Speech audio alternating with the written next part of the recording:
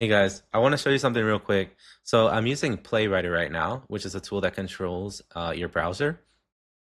And it's literally uploading a YouTube video for me. So Playwriter can do anything that you can do on your browser, and a lot of people are now talking about it. So there's two main tools. There's Playwright and Playwriter. They're pretty much the same. I like using Playwriter because it lets you control the browser on your main like Chrome profile. And Playwright sort of spawns up its own new session each time. So for the majority of tasks, I use Playwriter. And honestly, it's just so good, especially as a marketer. It's literally a game changer. So right now, I'm just using it to upload videos, but I use it for literally every part of my workflow, from creating ads to doing SEO, responding to people, inquiring on websites, and things like that. And this is my like command center. It allows me to control all of my agents. So right now I have 22. And it lets me use Claude, Codex, and Hermes, however it's truly pronounced. Um, and yeah, I mainly just use Claude and Codex these days. Um, Hermes uses like API credits on OpenRouter, so it gets kind of expensive. I only use it when I run out of credits for the other two or run out of usage because I pay for the monthly plan. But essentially, I recommend having a dashboard like this. So you don't have to go into the terminal, and also so you don't have to go onto the desktop app because I just find them not so good. And the cool part about this is you can control it from your phone. So what I'm mainly doing 90% of the time is I'm on my phone on this like to work. So like I just go out and like say I need to do something, set up some ads. I just open up an agent and say, hey, set up ads for client A, use the creatives that we always use. And it already knows that because I save all of the context in Obsidian. And honestly, to get started and just to get super advanced at AI super quickly, all you really need is Obsidian, Playwright or Playwriter, and a command center like this. With this, you can do literally anything. And look, it just published my video while we were talking. So uploading YouTube videos is pretty basic though, so I want to show you like more advanced things that I could do. So here I'm having it manage my Facebook ads. So I'm just show you real quick. Like most of the time I use this skill called prompt engineer, which I made to just get the prompt more structured and the AI to understand it fully. Because prompting is still an important skill, even though a lot of things are inside of those skill files nowadays. So if you don't know what a skill file is, it's literally just a long prompt saved as a markdown file, which is pretty much like a text file, but with hashtags. In the meantime, while Claude works on it, I'll just show you how to install Playwriter. You're gonna need Chrome or a Chromium browser, so Brave would work as well. And literally all you have to do is install the Chrome extension. You would just hit install here. And then you can literally just send this page to your Claude or Codex and just be like, install everything I need, and it'll do it for you. And the URL is playwriter.dev. And so Claude's working on it. This is what the prompt engineer skill does. It goes and gathers context, rewrites the prompts, and then gives it back to itself. So it doesn't really make big mistakes. And look at that. It just sent me the ads to my WhatsApp because I have it set up to just automatically send me stuff on WhatsApp. And yeah, I think they came out pretty okay. They're based on like ads that perform well that competitors are running. So I'm just trying to go with that and see how they do. But it just made 5 ads in like less than a few minutes, and now it can go publish them to Meta. So I'm going to tell it to do so. And while this works on it, essentially using AI these days is all about just having a bunch of skills based on your unique workflow. So, since I'm a marketer, the main thing that I do are like ads, specifically meta ads. So I just have literal skills based off of the clients that I have. So it knows their logo, it knows their brand color, it knows their fonts. You save that once, so you never have to tell it again. And it knows where to put the logo.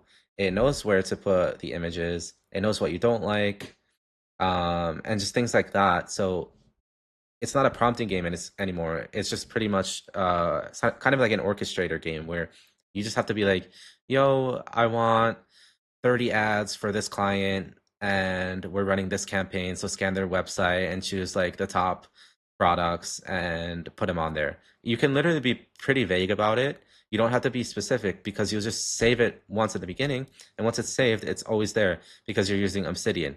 Obsidian is so good. I'll make a separate video on it later on how to set everything up because it's honestly, I don't know, it sounds cliche, but it is a game changer. And without it, I wouldn't be able to do the work that I do.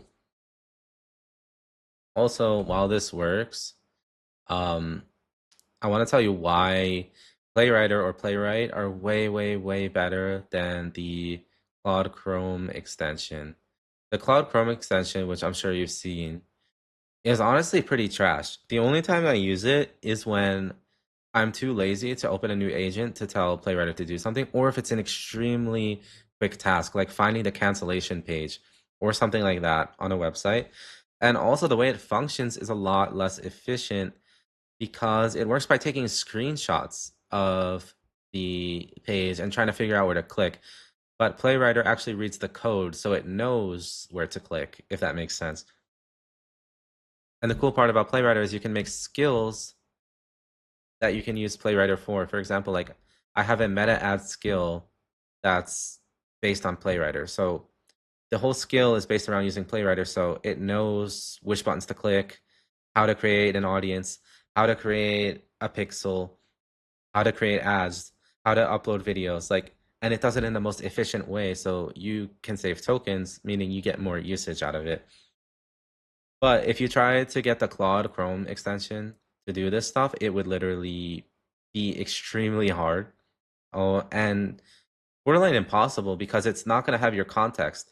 That's the main problem about using like Claude in the desktop app or the Chrome extension or the website. Like you don't have an endless context brain like you can with Obsidian.